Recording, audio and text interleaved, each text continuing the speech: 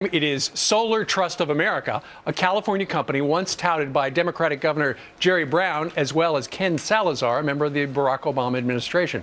So why does the White House keep going down this solar and wind road? Right. That also went bust because they cut their subsidies, because it turns out that things that depend upon wealth transfers from other people die when other people's money runs out.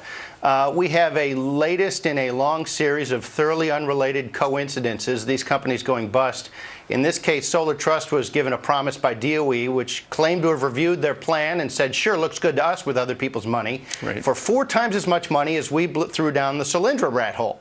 Well, after they got that approval, even the proprietors said, you know what, this thing's a bust. We got a better idea. And that more promising idea went bankrupt almost immediately. So that tells you how good DOE's loan review program is. These people, all these special pleaders, all come to the government saying those private sector folks are mean. They think we shouldn't exist. And the government keeps saying, well, we think you should, therefore you will, until the money runs out.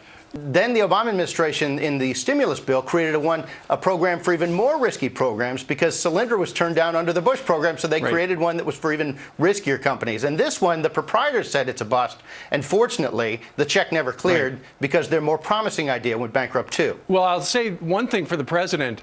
He is consistent. Here he is 2 weeks ago slamming big oil, but doubling down on green energy.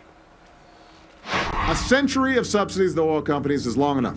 It's time to end the taxpayer giveaways to an industry that's rarely been more profitable and double down on investments in an energy industry that has never been more promising. You know, Chris, the thing about the green energy, it would be great if it worked, but the technology just isn't quite there yet, right? Right. It's never been more promising, like anti-gravity boots, high-speed rail, cellulosic ethanol, time travel, all sorts of things. It's true. It's literally true. Remember, these poor dears, they're new technologies, we're told. They just need a chance to compete. They need to move out of their mother's basement and get a job. Wind was commercialized for electricity in the late 80s, solar in the early 90s, the 1880s.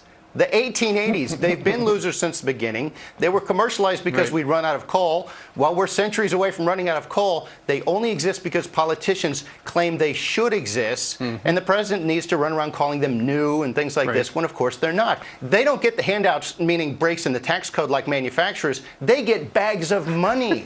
It's a big difference. And he's going to double down on something. It's a proven loser.